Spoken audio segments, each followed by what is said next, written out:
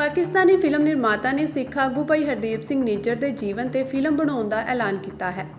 Canada ਵਿੱਚ ਸਿੱਖ ਆਗੂ ਭਾਈ ਹਰਦੀਪ ਸਿੰਘ ਨਿੱਜਰ ਦੀ ਮੌਤ ਅਤੇ ਭਾਰਤੀ ਖੁਫੀਆ ਏਜੰਸੀ ਰਾਹ ਵੱਲੋਂ ਇਸ ਵਿੱਚ ਸ਼ਾਮਿਲ ਹੋਣ ਦੇ ਦੋਸ਼ਾਂ ਨੇ ਨਿਸ਼ਚਿਤ ਤੌਰ ਤੇ ਮਹੱਤਵਪੂਰਨ ਸਵਾਲ ਖੜੇ ਕੀਤੇ ਹਨ ਅਤੇ ਅੰਤਰਰਾਸ਼ਟਰੀ ਧਿਆਨ ਖਿੱਚਿਆ ਹੈ।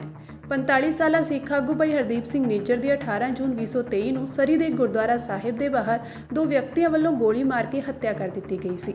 ਕੈਨੇਡੀਅਨ ਅਧਿਕਾਰੀਆਂ ਨੇ ਭਾਰਤ ਦੇ ਖੋਜ ਅਤੇ ਵਿਸ਼ਲੇਸ਼ਣ ਵਿੰਗ ਰਾਹ ਤੇ ਇਸ ਕਤਲ ਵਿੱਚ ਸਿੱਧੇ ਤੌਰ ਤੇ ਸ਼ਾਮਿਲ ਹੋਣ ਦਾ ਦੋਸ਼ ਲਾਇਆ ਹੈ। ਰਾਹ ਤੇ ਲੱਗੇ ਦੋਸ਼ਾਂ ਅਤੇ ਕਤਲ ਤੋਂ ਬਾਅਦ ਦੇ ਹਾਲਾਤਾਂ ਕਾਰਨ ਇਸ ਮਾਮਲੇ ਨੇ ਅੰਤਰਰਾਸ਼ਟਰੀ ਮੀਡੀਆ ਦਾ ਖਾਸ ਧਿਆਨ ਖਿੱਚਿਆ ਹੈ। ਇੱਕ ਪਾਕਿਸਤਾਨੀ ਫਿਲਮ ਨਿਰਮਾਣ ਕੰਪਨੀ ਮੈਟਰੋ ਲਾਈਵ ਮੂਵੀਜ਼ ਨੇ ਭਾਈ ਹਰਦੀਪ ਸਿੰਘ ਨਿੱਜਰ ਦੇ ਜੀਵਨ ਤੇ ਇੱਕ ਫਿਲਮ ਬਣਾਉਣ ਦੇ ਆਪਣੇ ਇਰਾਦੇ ਦਾ ਐਲਾਨ ਕੀਤਾ ਹੈ।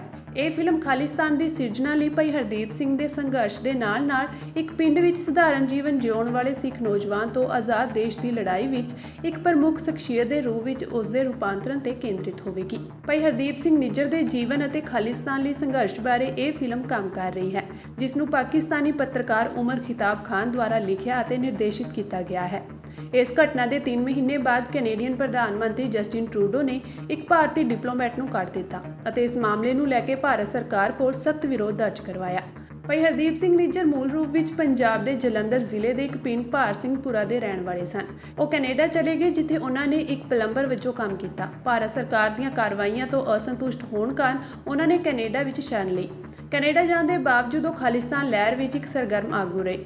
2020 ਵਿੱਚ ਭਾਰਤ ਸਰਕਾਰ ਨੇ ਉਹਨਾਂ ਦੀ ਖਾਲਿਸਤਾਨ ਟਾਈਗਰ ਫੋਰਸ ਨਾਲ ਸ਼ਮੂਲੀਅਤ ਦਾ ਦੋਸ਼ ਲਾਉਂਦਿਆਂ ਉਹਨਾਂ ਦੀ ਖੇਤੀ ਵਾਲੀ ਜ਼ਮੀਨ ਜ਼ਬਤ ਕਰ ਲਈ।